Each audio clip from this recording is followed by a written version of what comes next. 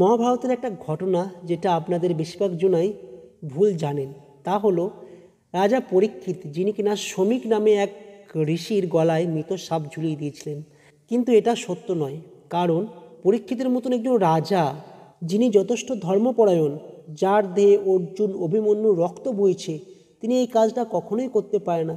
একটা স্বাভাবিক মানুষের পক্ষে এই কাজটা করা কখনোই সমীচীন হবে না, আর রাজা পরীক্ষিত এটা করেননি। এর মধ্যে একটা রূপক রয়েছে যেটা আমরা বুঝতে ভুল করেছি, আর সেটা হলো যে মৃত সাপ যেমন নড়াচড়া করে না, কোনো আওয়াজ করে না।